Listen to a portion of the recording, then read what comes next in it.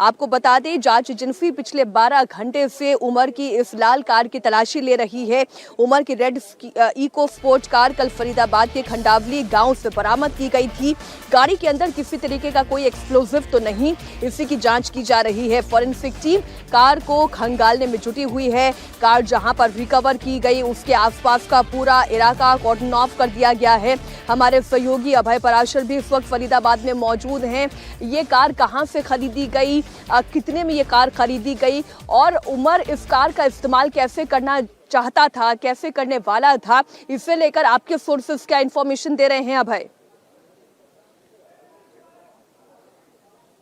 देखिए मीनाक्षी, जो eco sports car बरामद हुई है, क्योंकि अभी वहां पर जांच एजेंसीज मौजूद है और गाड़ी के अंदर क्या I-20 की तरह कोई विस्फोटक सामान, अमोनियम नाइट्रेट या इस तरीके का कोई केमिकल तो नहीं है जिससे ब्लास्ट करने की पूरी प्लानिंग थी। क्योंकि मीनाक्षी, न केवल I-20 के अलावा लाल रंग की इको स्पोर्ट्स कार, इसके अलावा 2 और कार यानी कि टोटल 4 कारों की प्लानिंग की गई थी जिनको अलग अलग जगहों पर मूव करना था। नूह से काफी ज्यादा केमिकल खरीदा भी गया था इन पूरे डॉक्टर जो आतंकी मॉड्यूल है इनके द्वारा, और उसके बाद अलग अलग गाड़ियों में इनको फिट करके अलग अलग लोकेशंस पर भेजना था। जिसमें I-20 कार, क्योंकि उमर जब फरार चल रहा था, जब पुलिस ने उसे पकड़ने की कोशिश की तो एक ब्लास्ट लाल किले पर हो गया। जो इको स्पोर्ट्स गाड़ी है जहां पर मनीष भट्टाचार्य मौजूद है, उस गाड़ी की तलाशी अभियान लिया जाएगा। फरीदाबाद हरियाणा के ही कुछ और गांवों में 2 और गाड़ियों लगातार वो तस्वीरें भी हमारे दर्शकों तक पहुंचा रहे हैं। इसी बीच एक और बड़ी खबर, दिल्ली ब्लास्ट को लेकर एक बड़ा खुलासा हुआ है। 10 नवंबर को ब्लास्ट से पहले सीनियर अधिकारियों ने 12 नवंबर के लिए एक अलर्ट जारी किया था। आपको बता दें, इसमें शाम 5 बजे से रात 10:30 बजे तक का हाई अलर्ट था। किसी भी तरीके की संदिग्ध गतिविधि को देखते ही तुरंत एक्शन लेने का निर्देश दिया गया था। एजेंसीज के साथ साथ जितनी यूनिट्स है उनको हाई अलर्ट पर रखा गया था।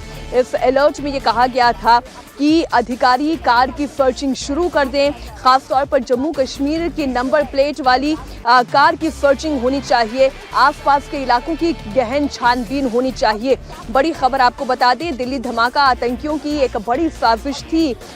धमाके को लेकर हर पल नए खुलासे हो रहे हैं।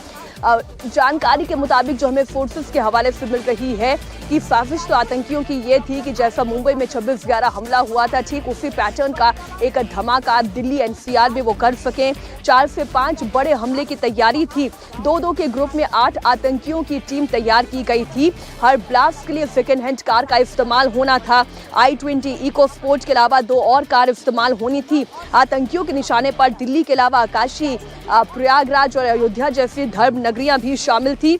डॉक्टर आदिल मुजम्मिल और डॉक्टर शाहीन की गिरफ्तारी के बाद ये मॉड्यूल पूरा बर्स्ट हो गया।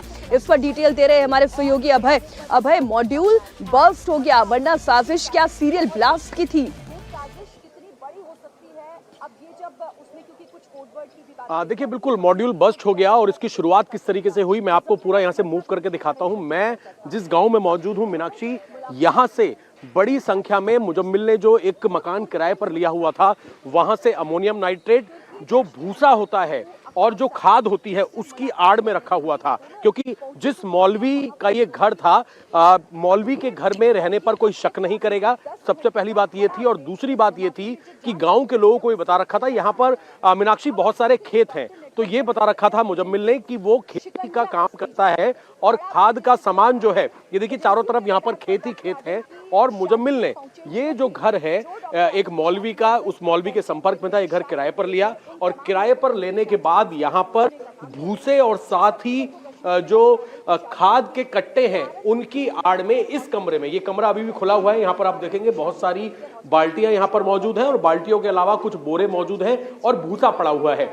इस कमरे से तकरीबन 2500 किलो के आसपास जो है अमोनियम नाइट्रेट पुलिस ने बरामद किया था। बरामदगी के बाद ही जब अमोनियम नाइट्रेट बरामद किया गया, 2500 किलो यहाँ से, तकरीबन 300-400 किलो कहीं और से बरामद किया गया था। ये पूरा एक सेफ हाउस बनाया हुआ था और इसके पीछे की वजह ये थी कि इस घर पे किसी को शक नहीं होगा, क्योंकि एक मौलवी का घर था। तो जो जहां तक ब्लास्ट की बात है, ये मॉड्यूल पहले ही पकड़ा गया, क्योंकि साजिश जो है वो यूपी के कई इलाके, जिसमें अयोध्या, प्रयागराज शामिल है, दिल्ली के कई इलाके, दिल्ली में किसी भी जगह ये बॉम्ब ब्लास्ट करने की प्लानिंग थी, लेकिन ये पैनिक में लाल किले के बाहर हो गया। बिल्कुल देखिए, सेफ हाउस बनाना इसलिए भी जरूरी था कि गांव का इलाका हो, देहात का इलाका हो, ज्यादा लोगों की नजर यहां पर ना जाए, कमरा ऐसी जगह पर लेना जहां पर आम लोगों की अचानक से निगाह ना पड़े, ये पूरे एक इस प्लानिंग का हिस्सा था। लेकिन अंजाम देने से पहले ही ये टेरर मॉड्यूल बर्स्ट हो गया। इसी बीच एक बड़ी खबर आ रही है उत्तर प्रदेश की राजधानी लखनऊ से। ये बड़ी खबर आपको बता दें, जो साजिश थी आतंकियों की, उसमें उत्तर प्रदेश की शाहीन शाहिद का भी टेरर नेटवर्क इन्वॉल्व था। आपको बता दें, इस पूरे मामले में पश्चिम यूपी समेत कई हिस्सों में लगातार एटीएस समेत दूसरी एजेंसियां छापेमारी कर रही है। और कल रात कानपुर के डॉक्टर आरिफ को भी हिरासत में लिया गया, उससे पूछताछ की गई। डॉक्टर शाहीन के जानकार और परिचित होने की वजह से उन्हें डिटेन किया गया था और पूछताछ हुई थी। हालांकि डॉक्टर आरिफ की अभी तक इस पूरे मामले में कोई संलिप्तता जाहिर नहीं हुई है। ये भी एक बड़ी जानकारी है, क्योंकि डिटेन विशाल हमारे सहयोगी जुड़े हुए हैं। डिटेन बहुत से लोगों को विशाल किया जा रहा है, लेकिन नॉट नेसेसरीली कि हर डॉक्टर की संलिप्तता इस पूरे मामले में हो, क्योंकि डॉक्टर शाहीन एक अस्पताल में कार्यरत थी, एक मेडिकल कॉलेज से जुड़ी हुई थी, तो हो सकता है बहुत से डॉक्टर अन्य उनके साथ जुड़े हुए हों, उनके परिचित हों। मीनाक्षी, इस बात से बिल्कुल इनकार नहीं किया सकता है कि डॉक्टर शाहीन का जो प्रोफेशन था, डॉक्टर परवेज का जो प्रोफेशन था, डॉक्टर मुजम्मिल का जो प्रोफेशन था, ऐसे में वाइट कॉलर प्रोफेशनल्स का उनके साथ जुड़ा होना या उनके साथ जानकार के तौर पर जुड़ा होना ये बहुत मुमकिन है। लेकिन स्पेशल सेल दिल्ली पुलिस की यूपी एटीएस, यूपी एसटीएफ उन लोगों की तलाश कर रही है जिनके जरिए ये पूरी प्लानिंग रची जा रही थी, क्योंकि हमारे पास जो जानकारी है उसके मुताबिक डॉक्टर शाहीन अपने परिवार के तो संपर्क में नहीं थी, लेकिन अगस्त के महीने में वो लखनऊ आई थी। लखनऊ में कहाँ रुकी थी, किन एसोसिएट से मिली थी? अयोध्या के बारे में बताया जा रहा है कि उसका स्लीपर सेल का जो मॉड्यूल है उसको एक्टिव किया गया था। और हमारे पास जो पुख्ता जानकारी है उसके मुताबिक डॉक्टर शाहीन का यहाँ पर आना और इस बात का सामने आना कि 6 दिसंबर को भी आतंकी अयोध्या और आसपास के इलाकों में ब्लास्ट करने की योजना बना रहे हैं। और ये 6 दिसंबर महज एक तारीख नहीं है, बाबरी विध्वंस की ये बरसी होती है। इसीलिए जो सर्फ डिक्लाइज जिस तरीके के आतंकी होते हैं उनके लिए सबसे बड़ा टारगेट होता है अयोध्या, यानी कि धार्मिक नगरी। और इसी वजह से उत्तर प्रदेश डॉक्टर शाहीन से जुड़ी हुई एक और बड़ी खबर आ रही है। विशाल, आप बने रहे हमारे साथ। इस वक्त की बड़ी खबर आपको बता दें, टेरर मॉड्यूल में अरेस्ट डॉक्टर शाहीन को लेकर जांच एजेंसियां इस वक्त हरकत में हैं और उससे जुड़े हुए कई लोगों से भी पूछताछ का सिलसिला जारी है। बड़ी खबर यह आ रही है कि डॉक्टर शाहीन शाहिद अगस्त के महीने में लखनऊ पहुंची थी। माना जा रहा है कि इस ट्रिप का पूरा एंगल स्लीपर सेल मॉड्यूल को कनेक्ट करने का था। फिलहाल ताबड़तोड़ दबिश चल रही है। शाहीन से रिलेटेड कई ठिकानों पर रेड की जा रही है। विशाल की एक्सक्लूसिव रिपोर्ट हम आपके सामने रख रहे हैं।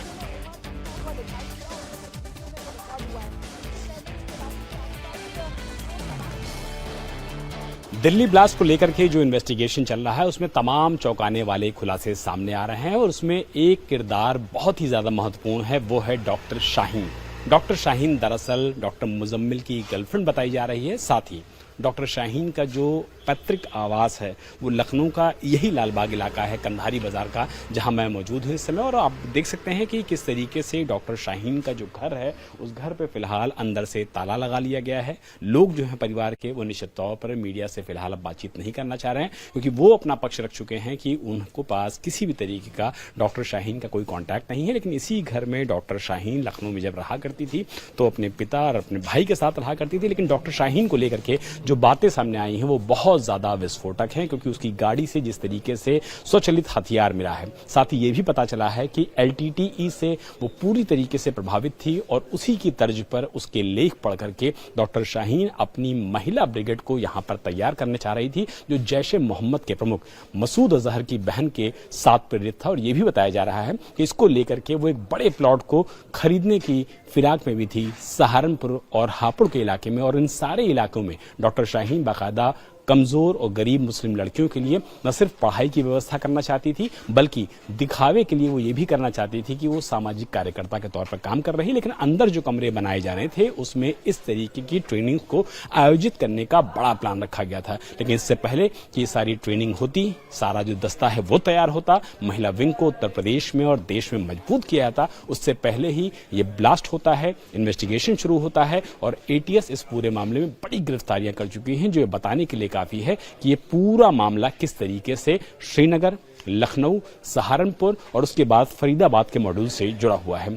इसीलिए डॉक्टर शाहीन का जो भाई है डॉक्टर परवेज, उसको भी यूपी एटीएस ने हिरासत में ले लिया है और हिरासत में लेकर के एजेंसी उसको पहुंच गई है दिल्ली के साथ साथ फरीदाबाद के इलाके में। जल्द ही मुमकिन है कि दोनों ही भाई बहनों को आमने सामने बैठा करके पूछताछ होगी, ताकि इस पूरे मामले का सच सामने आ सके और ये पता लगाया जा सके कि doctor Shaheen, doctor Parvez, doctor Muzammil और बाकी गिरफ्तार किए गए आतंकियों के असल मकसद और असल प्लान क्या थे।